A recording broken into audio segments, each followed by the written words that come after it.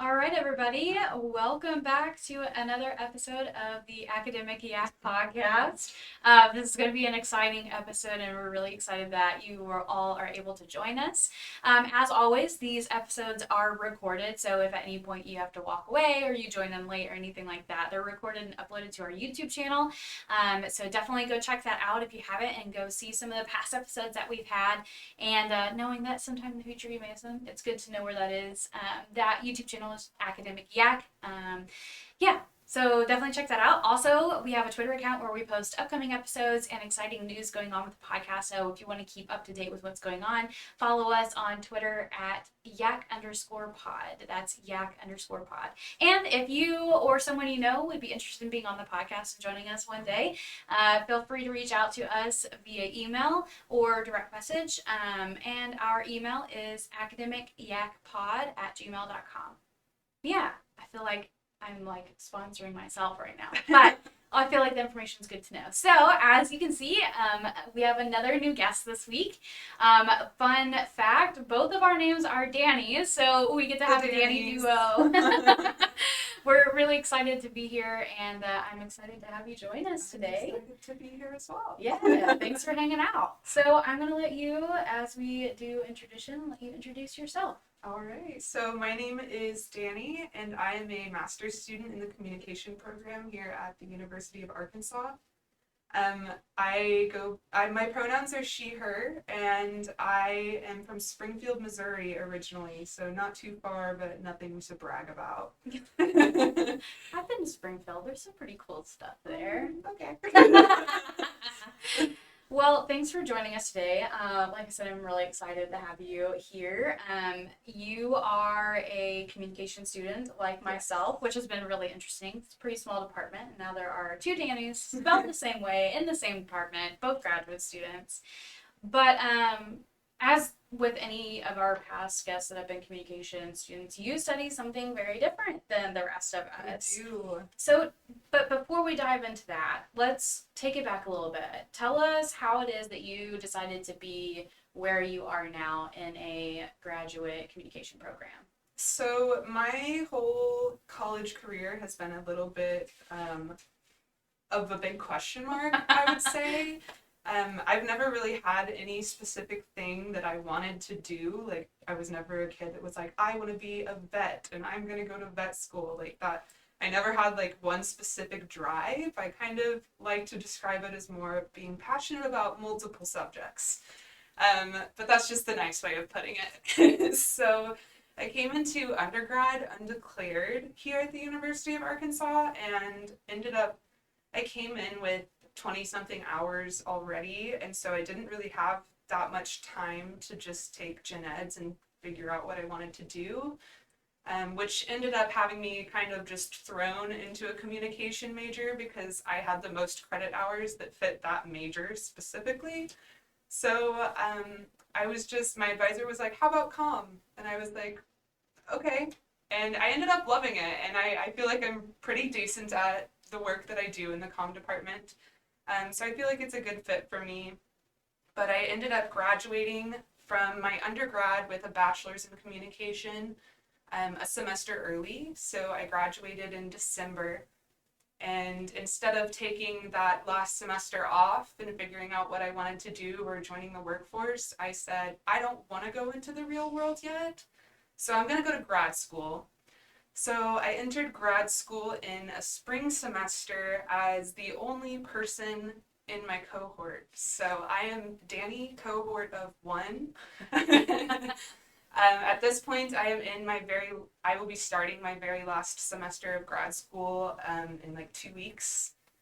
And then I'll have to figure out if I do want to do the real world or if I don't again. So that's a problem for future Dani. But as of right now, I'm on track to graduate from the master's program also in December. So yeah, kind of just the weird odd one out. I don't have a specific cohort, but I've been lucky that all of the people in Dani's cohort have been so welcoming to Just me. like adopted her in.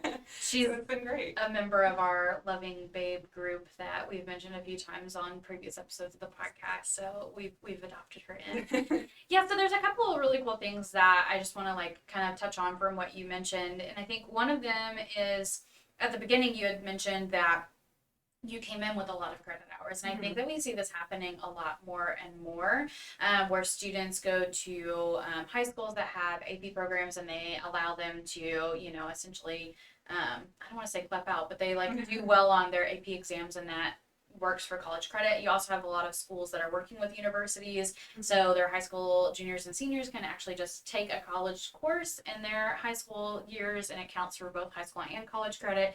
So you have a lot of people coming in, and I like that you mentioned that that kind of was a little bit of a point of contention for you academically, because I feel like a lot of times, especially with my history in being an admissions counselor, I would talk to students a lot and they're like, well, should I do this? And I always was kind of back and forth about it, because you do run into the situation that you run into a lot where students who come in with a lot of credit hours are shorted the opportunity to be more exploratory with those gen ed requirements that really give you the opportunity to explore the different areas of academia and kind of figure out what you do and don't like. And it's not to say that when you get to college you can't still do those, but it's, you know, I wouldn't say more time because you already are shorter on time, but you know, you're kind of one of the advantages of, and a big reason a lot of people do those classes in high school is because it saves you time and money, but it also saves you time, and that can end up actually costing you time in the long run. Exactly. I definitely think it's like a double-edged sword. Yeah. It does, you're right, costs you less money and costs you less time in the long run. I went to a high school that had AP and worked with an institution. So I didn't take any AP classes at all in my high school career. I just dual enrolled in every possible class that I could, which meant that I got credit at Missouri State University and at my high school. So that's how I came in with so many credit hours. But like, that's something that I feel like you kind of have to be the person that knows what you want to do and to be able to come in with all of those credit hours and just jump into a major, because like I said already, I had no idea, I still have no idea what I want to do. But it's like, it cost me the opportunity to explore and figure out what I wanted to do, because I had like one gen ed to take that I took my freshman year of college and was like, okay, now what? And just had to, my advisor advised me to just take classes. She didn't say take these kinds of classes or what are you interested? She just said, take classes that fit in your schedule. You'll figure it out. And you did. I But did. I'm sure you probably really, like, you took a couple of classes and then talked to probably a couple of instructors and some friends. And you mentioned before the podcast started that you were in a sorority, so I'm sure that that networking really gave you the opportunity to kind of talk to people like, what do you do and why do you like it? And I think that sometimes when you are someone who comes in with less time because you came with so many credit hours, you really have to find social networks and you have to kind of seek out your own advisors, because unfortunately a really big issue in higher education is that when you come in for your first year, the advisor you get tends to be a general advisor and not specific to your department or to even your college on your university's campus. And so you do tend to run into the issue of like, they're used to people coming in with nothing and just saying like, this is what you need, and not so much with, you know, this is what do you want to do and where do you want to go. And, you know, when you're a freshman, even if you're a junior by hours, you're still a freshman, so you still have to go through that office the very first time, and it can be really challenging. And I'll be interested to see how advising continues to adjust and grow. I know that they've already done a lot, but it puts you in a precarious situation a little bit. And I will say, props to the comm department, because once I finally found the comm department, all of the professors and just faculty and staff in the comm department in general have been so enormously helpful in like developing my actual education interests.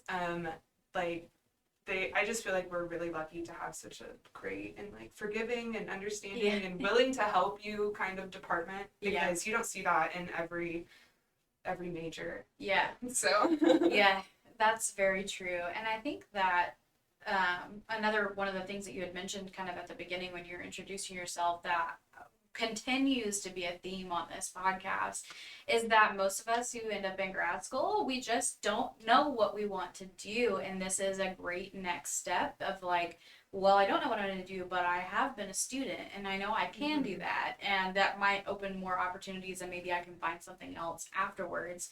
So let's talk about what you're doing in the program and then we'll transition to kind of how that might be helping you figure out the next thing. It might not be, but that happens a lot too. But so let's talk about the program. Let's talk about you actually being a master's student in the Department of Communication. What do you do? What is it that you like to research and write about, and kind of where are you at with that? So I would say that truly my like actual communication specific passions didn't develop at all until I came into the master's program. I knew that I liked comm as a subject and that I liked kind of the social aspects of studying communication. But it wasn't until I actually took graduate level classes that I actually realized what it is that I like to do. Mm-hmm. And truly one of the most formative classes for me is one that I took as an undergrad and as a graduate student, and it was a class called Conspiracy Rhetoric.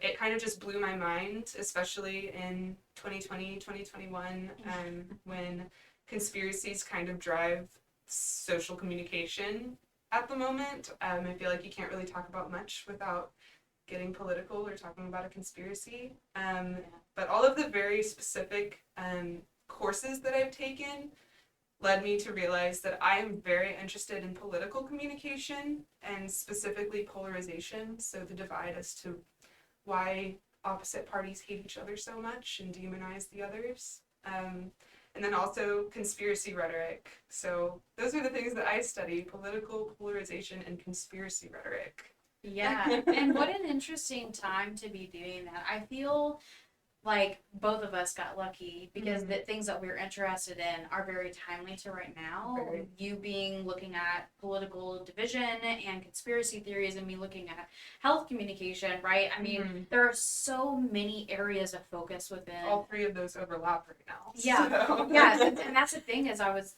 gonna say there are so many areas of communication where there's a lot to talk about. You talk about rhetoric, you can talk about persuasion, you can talk about campaigns, you can talk about interpersonal communication, health, organization. There are all of these categories of communication, and we have managed to join a graduate department at a time where our interests are what's kind of being talked about generally, which is great if you're someone who likes to collect data because, oh my gosh, there's so much data out there to really look at and talk about. I make a mental note every time I talk to somebody that I just convinced a man the other day that the moon landing was real. It is real. I promise. Yeah. Yeah. So when you're looking at, okay, so you have two things really, because you're looking at political polarization and then you're also looking at conspiracy theories, specifically conspiracy rhetoric. So right now, those conveniently are fairly hand in hand, right? We're seeing a lot of that divide as a result of conspiracies doing very well, unfortunately, in the world around us. So how is it that you think maybe if you had joined this program 2 years ago, or really before? I did join this program 2 years ago. I mean to think like before. So I'm trying to avoid saying before Trump's presidency because that's when we saw the real height of conspiracy rhetoric align itself with a more conservative political party. Unfortunately, because there are definitely a lot of conservative Republicans that do not align with conspiracy theories at all. Well, but statistically, Republicans are more likely to believe in conspiracy theories. Yeah, statistically. I didn't make it up. Yeah. So, but thinking about before he kind of became president and brought that more to the forefront in that conversation. Really, it's a combination of him being president when he was, and also social media being the way that it is, and media being as present as it is, right? There are a lot of things that made us get to this point. Mhm. But political polarization is not new, and conspiracy theories are not new. But the way that media has kind of forced that to be a household conversation now. Yes, exactly. Yeah, tell me about that. Tell me about what that's like studying that, because that's so interesting. It's very interesting to me as well, specifically because it hits kind of close to home. Yeah. I don't know if anybody listening has had similar experiences, but I have had like family members and loved ones who are very inundated in the conspiracy theory world, who truly believe all of these theories to actually be true, get into very like bad situations in life, or just kind of be hateful towards their family. I've had lots of family block me on Facebook because they think that I'm spouting lies when I'm just trying to help them understand that it's not plausible for what they think to happen. Yeah. But it's just it's really interesting because you wouldn't think that political polarization and conspiracy rhetoric are all that like important, I guess. But one of the websites that I'm actually doing an analysis on, it's actually a thread on Reddit called QAnon Casualties, and it's basically just thousands and thousands of people posting about how their families have been basically ripped apart because of QAnon conspiracy beliefs and things like that. So my capstone the goal is to create a video series with just like a short, easy to remember, helpful kind of tips to aid families in conversing and kind of tearing down conspiracy rhetoric or conspiracy theory roots from families who believe in them, or like loved ones who believe in them, so that you can depolarize each other and become closer as a family as opposed to tearing each other apart. And I just think that that's pretty important right now because so many families are experiencing like complete cutoffs from loved ones that shouldn't even be happening because it's over something silly like a pizza parlor having a child trafficking ring in the bottom of it when there's really no basement in the pizza parlor. Right. Yeah, and I think I'm glad that that's what you're using your capstone project to do, because even as you're saying that, I'm thinking of like some family members where I had to just like, I love you and you are my family, but like I cannot have regular communication with you because and this is something all throughout the nation that people are experiencing. A lot of people think that this is something that just happens in the South, and it totally isn't. This is like a phenomenon that happens outside of the South as well. It's not just here. I think it's more prominent here because we do have a lot more red state and red counties down here. But this is not just like an Arkansas, Alabama, Texas, Mississippi issue. This is thing that happen in other places. But unfortunately, it is probably more common down here. And so I know like a lot of the people we conversate with on a regular basis, like a lot of our conversations are like, oh my gosh, my aunt the other day posted this stupid thing on the internet. And like, we don't have the tools because the way that social media and global media has really taken this conversation and brought it more, like I said, to more of a household level where you can't avoid the conversation anymore. I do think that we kind of were having this forced conversation thrown at us as a general public, and no one has really given us the tools to have appropriate conversations. And I think people in communication and other social science degrees, we have a little bit more tools under our belt because that's what we are trained in, and this is like what our job is how to understand how these things happen. But even still, like, we don't have the best tools, and we don't have, like, I think it just takes more of a collective population deciding how we're going to handle situations, and it takes so much time to do that. And there are going to be a lot of people who probably see this at some point that are going to be talking about how, well, you shouldn't be cutting people off just because they have different beliefs than you. And I think that that's a big part of what you study too, is like you said, that whole Reddit thread is dedicated to people who are having that conversation. So what are some things that you've seen on there about what's going on? So the hottest topic that's on the whole thread right now is COVID, unsurprisingly. It's a lot of people who believe that the vaccine implants a microchip in your arm, and things like that are just not. General mistrust in the government is the highest indicator of conspiracy belief. I will say that I think that the majority of the population lacks trust in the government, but I don't trust the government either. So yeah. I mean, that's not to say that that is a determining factor. You are going to be a conspiracy theorist. That's just to say that it's one of the most cited variables. Yeah. But I also want to emphasize that it's not just me blocking my uncle on Facebook kind of things. It's like genuinely families crumbling. Like people are getting divorced. Yeah. People are not like disowning their children. Like these are the kinds of stories that I'm finding in this thread. And it's really hard because conspiracy theories have a roundabout way of functioning, in that a conspiracy theorist can explain away any plausible explanation by saying that you are a part of the conspiracy. And so it just makes it really difficult to navigate these situations. And the whole goal of my project is to kind of translate all of these research findings and solutions and argumentation tactics in order to debunk a conspiracy and make it readily available and accessible to the everyday person. Because no one is going to remember that I've cited 17 sources that say these are the 12 things you need to do.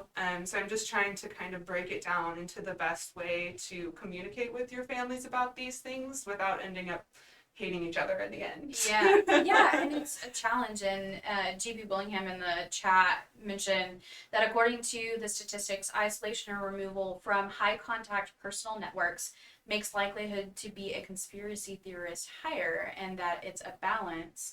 And I have an example of this.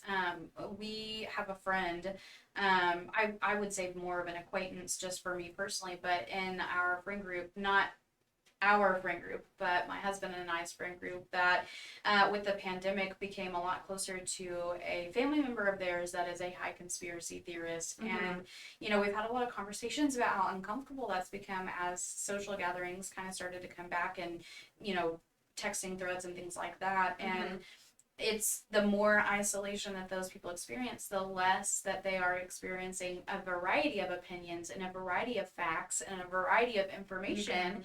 Mm-hmm. And, it's just like anything. Like if my only people in my friend group or in my regular communication group are extremely liberal, mm-hmm. then I'm more likely to be extremely liberal. If my mm-hmm. only people that I contact or the only information that I'm being fed through algorithms on social media are conspiracy theories mm-hmm. or conspiracy theorists, then I am more likely to be, we're social creatures. We adapt to our environments. We're very good at that as human beings. And so I think that, having tangible tools that are coming from a, as unbiased place as they can mm-hmm. be, based on the theories that we're learning in our environment, based on the things that you're seeing around you, having a way to provide that information as neutrally as you can mm-hmm. is such a brilliant idea. And I'm sure that your advisor loves the idea and will be very excited to help you navigate that process. He is very excited. It's the same professor who I took the conspiracy class with twice. So yeah. I think we're ready for it. But it's been really interesting so far. It's actually a project that I'm really excited about. So I think it'll be good. But I just think that conspiracy theories are everywhere at the moment, and there's kind of no avoiding them. And so just to be able to release yourself from that echo chamber of misinformation, because like you were saying, it's so easy to just disregard other factual or other even just opinions in any given situation. People are motivated to defend their own beliefs, whether those beliefs are true or not, and whether or not the information presented the new information presented to them is plausible or accurate. People are motivated to explain it away in defense of their own previous beliefs. And so that's the problem that I'm really trying to navigate here and find a solution to, which is the hard part. And correct me if I'm wrong, but I think one of the best pieces of advice that I've ever been given, and this was actually from my PR degree, is that, you know, yes, sometimes cutting people out is the best thing. Like, you have to take care of yourself, you have to take care of your mental health, you have to figure out where your boundaries are. Mm-hmm. But your boundaries shouldn't be so short that you're limiting yourself to one population type. There's a lot of benefit to keeping people in your life. You don't have to be their best friend, you don't have to talk to them every single day, but there's so much benefit in having people from different viewpoints and different cultural backgrounds. And I mean, diversity is important. And when people talk about diversity and they're only trying to be very liberal about that, I think that that is just as much of a problem, because diversity is inclusive of all people, all backgrounds, all things, and you have to make sure that you are keeping people from all parts of life with you in that conversation. And that's why I mean, I'm sure you've probably heard the saying before, but like, if you're gonna watch CNN and you're gonna watch MSNBC, Right. you still have to watch Fox News. Or You just don't watch still, any of those. I don't recommend that. But, you know, you just have to make sure that you're keeping yourself grounded, and you don't have to believe everything that you see, but you should be informed on what the conversation looks like from all angles. And I think that that's Absolutely. one of the biggest tips that I've been told is like, don't just cut everyone out because they think differently than you, even if they are wrong. Because keeping them in the conversation, you know, it takes time, but eventually people will kind of figure out what's best for them and what's not. And I want to add on to that, actually. I just recently saw something that I thought was really beneficial to this specific conversation. Yeah. And it's that you should never devalue your own opinions or your own experiences. And just like you were saying, you should definitely have diverse people that you are communicating with and getting all walks of life points of views. But it's also important to understand that there are experts and that those experts are trustworthy.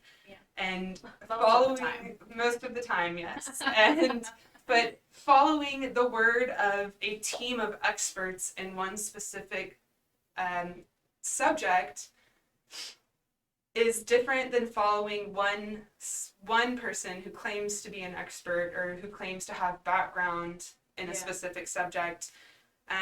When there's a team of experts for a reason, and everyone is an expert in their own way. I would say that I am an expert in cuddling my cat Armani, but I am not an expert yet in conspiracy rhetoric or political polarization, and I'm not going to claim to be, but I am going to follow the direction of those that are. And that's where my knowledge is coming from, and I think everyone should always be opening themselves up to learning something new. And like they say, you learn something new every day, and you should. That should be the goal. Yeah.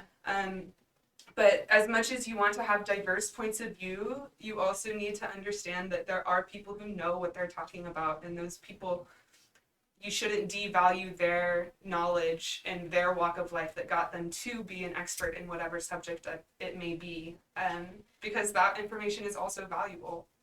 More valuable than the opinion of your next door neighbor, you know? Yeah. And I'm going to bring up a comment that's coming from the chat in just 1 second. But I think one thing, too, is like, you have to make sure you're avoiding the slippery slope here of like, yes, there are a team of experts, and yes, sometimes people are wrong. Okay, Absolutely. Science is wrong sometimes. Like, things happen, and that's okay. But you have to watch that slippery slope of like, just because this one instance happened and it happened to be wrong, now everyone is wrong, and we should distrust everyone. I think that that's really dangerous because you're not looking at or being willing to compare the thousands of times that people were right. And so you can never just like, I mean, I'm going to come out and say, like, I can never 100% ever agree with or trust everything that I hear an expert say, because sometimes they are wrong.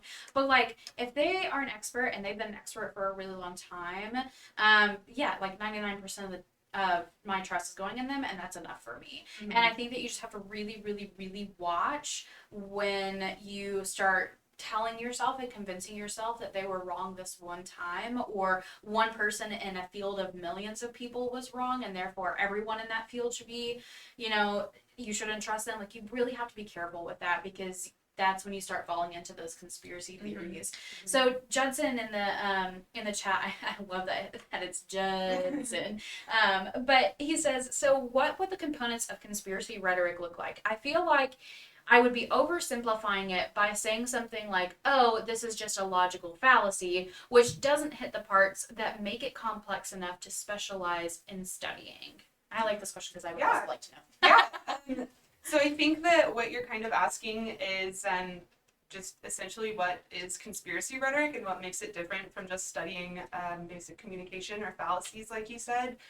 And I want to say that conspiracy theories do use logical fallacies a lot, but there's more to it than that. And the biggest draw about conspiracy theories is that they present themselves as plausible information, and they present themselves in a way that is unbiased, and they present themselves in a way like a lot of the conspiracy theory, like where a lot of conspiracy theories originate online and stuff, the websites will have sections that say like, here are our beliefs and here are the beliefs of the opposition. And so it presents in a way that seems like they're well researched and know what they're talking about, and they present themselves as experts. And so it's really tricky to try and navigate these websites whenever you are someone who is not necessarily studying conspiracy rhetoric or is extremely media literate, because another whole problem is media literacy in our society today. That's a common share between our fields of study is media literacy.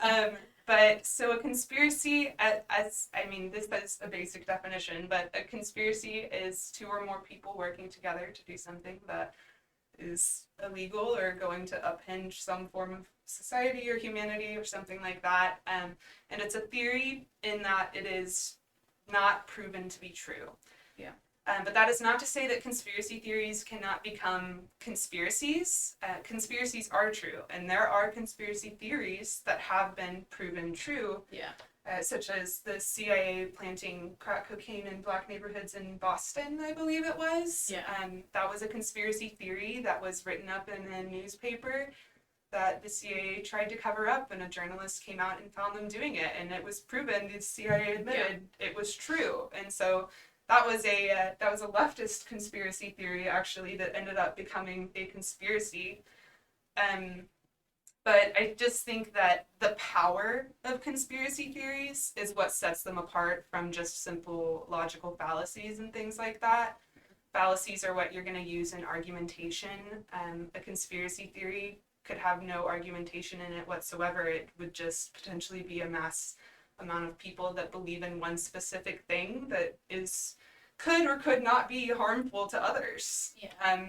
But it's a wide array of different conspiracies, ranging from Avril Lavigne was replaced by a body double to there was election fraud in the 2020 election that leads to an insurrection at the nation's capital that left multiple people dead and injured. Yeah. So there's a wide range of conspiracy theories, and I think that we're just seeing today that the power of conspiracy theories is a lot stronger than what was originally thought. That was displayed by the January 6th insurrection, because the entire events of that day were fueled by QAnon conspiracy beliefs. So yeah, they were, and it's timely for us to be talking about that because August 13th was supposed to be the day of the reinstatement of Donald Trump as president of the United States. According to the My Pillow CEO, who is a massive conspiracy theorist, he claimed that August 13th was reinstatement day, and that that would show the world that Joe Biden didn't actually win the presidential election. And so today is a day of sadness for people who believed in that, as the reality has set in that that's not true, and that there's always going to be some kind of fraud that happens during any election in any country. There's always a little bit of that, but it was never. It's been proven time and time again that it was not a significant amount that it would have actually changed the vote, and so.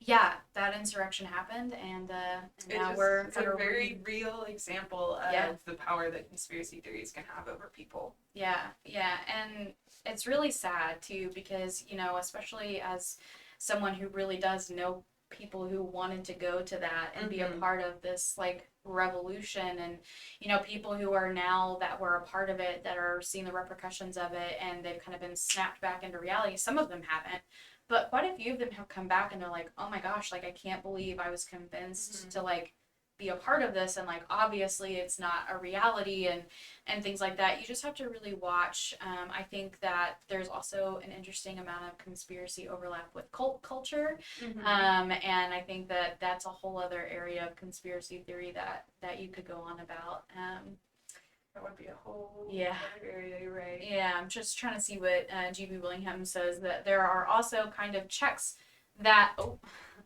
another one came in, bumped it up. There are also kind of checks that conspiracy theories must pass to be conspiracies. Like they are circular in logic, often cite a large number of bogus sources, encourages secrecy from the government, etc. There are a couple of scholars like Zarevsky and Neville Shepard, who is your advisor, who have worked to establish parameters of what is and is not a conspiracy theory. The definition of what is a theory has historically been in flux from the Freemasons to 9/11 truthers. It is so ubiquitous that it's hard to define. Yeah, so everything that Gabby has said has been right. I do want to point out that in writing my literature review for my capstone, I have been finding literature that suggests that there are different parameters. These are the parameters that Gabby listed that I have been following through most of my studies to identify conspiracy theories. But new research is coming out and defining them differently. Like you said, it's ever changing. And I think that the biggest thing is that conspiracy theorists explain away anything. So that circular logic that you were talking about, how everything is, that's just essentially saying that no matter what someone who is arguing with a conspiracy theorist says, it won't be taken as truth or as actual factual information, because the conspiracy theorist is so inside of their head with the thoughts about this conspiracy theory that they're just going to think that you are in on it. And so it's hard to explain away, and the biggest thing in conspiracy theories is language, which is why it's a communication topic.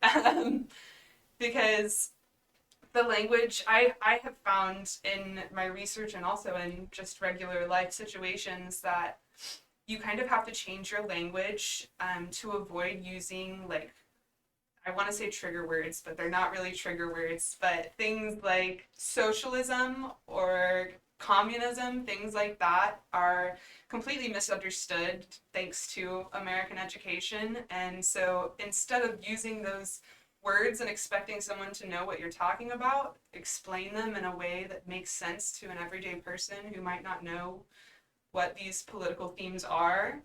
And 9 times out of 10, I would say that people agree with me when I talk about socialism or something without using the word socialism.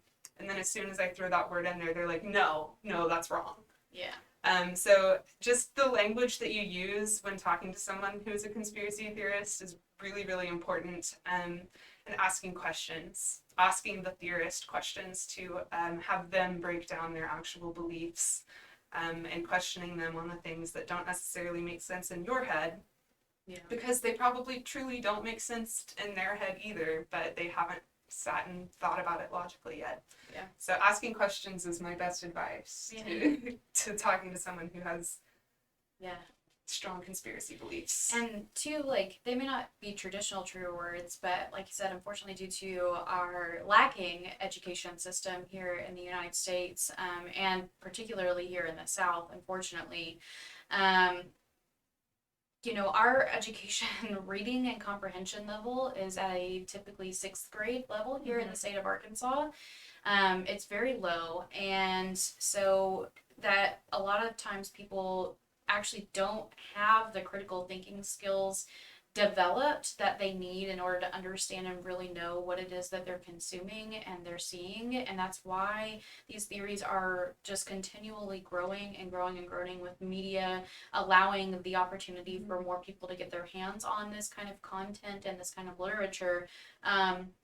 So our education system, there's no one entity that is responsible for the situations that we're finding ourselves in, but our education system, not the teachers necessarily themselves, because they work very, very hard and they're doing a really great job, but the laws and things that tend to prohibit them from doing their job well. I think that there's just a lot of systemic change that needs to happen, and I think one of the main ones is within our education system. They really need the help. So go out and help your educators and volunteer for their events and try to go and speak in their classrooms and push media literacy. Yes, please push media literacy. And when you're out there consuming media and something gets you fired up, think about why and take a few minutes before you just share a post or anything like that to really think about what it is that you're fired up about that thing. Because even if you are a conservative Republican or a liberal or anywhere in the middle, there's conspiracies for all of us. Oh, and 100%. so I mean, think about what was it in 2012? Yeah. Everyone thought the world was going to end. Yes. And what was it also in 2000? Everyone Yeah. thought the world was going to end Yeah. because of the internet, basically. yeah, Those were conspiracy theories that had no political party. Those are just yeah, conspiracy theories that affected thousands of people who truly thought that that was the end of the world. Yeah. So. yeah. And I mean, there are still things like that today. So of course, just of course. make sure that you're being responsible in how you are contributing to the society that you're a part of, be it your household, be it your university, be it your job or your family outside of your household, whomever you're interacting with. Just make sure that you're doing that responsibly. And unfortunately, with the rise of something that can be as great as the internet, there is the burden that we now have to do our own research and our own work before we engage too much with certain types of content. We just have to make sure we're being responsible in how we're doing that, and that falls on the individual. Individuals are collectively what make a society what it is, so we have to work hard to do our part. Yeah. So what do you think the next steps are? What are you going to do with this knowledge that you now have, other than just be a more responsible human being? So people ask me this question all the time. I say I study political polarization and conspiracy rhetoric, Yeah. and the conversation goes, "Wow, that is so timely." Yeah. And then, but what are you going to do with that? And that's a great question, because I'm truly not sure what I'm going to do with that either. I don't think that I'll be going straight into a PhD program. Yeah. I am leaving the door open for that, but I definitely need some time off. I have blown my way through college and graduate school, so I'm kind of ready for a break from that world. But Yeah. I've had a couple of people suggest to me certain job positions, like social media security and moderating. I was told to apply for a job with Twitter as Twitter security, basically to navigate and moderate tweets that are misinformation, basically, and either correct them or take them down. Yeah. And I've also considered being like a political campaign manager or something along those lines, but I'm not really sure yet. The goal is to make some money, enough to live, and then help people not believe in conspiracies, I guess. Yeah. Yeah, I think that's another kind of like misconception about people who go to graduate school. People think we come here because we know what we want to do, and then if we're not really sure, then while we're here, we figure it out. No, it's the same as undergraduate students. Like, a lot of times we just know that we're good at being students and we like to learn, and so we just keep doing that, and then eventually you kind of run out of that, and so we have to kind of figure out what our next steps are. But I'm glad that you're able to hang out and maybe clarify some things for people hanging out. Thanks for being in the chat with us. We really appreciate you guys engaging. Thank you for the good questions. Yeah, good questions make this go so much smoother. We love it when people can hang out with us. So, yeah, thanks for hanging out. Thanks for having me. Yeah, I know you've got to get to work, so we're going to hop off here. Again, this has been recorded, so I will upload this to YouTube here in the next couple of days. And that's great. Yeah, thanks for hanging out with us. Thanks to my husband for running things in the background, and thanks for hanging out in the chat. Dani squared out. Yeah, we'll see y'all next time. Bye.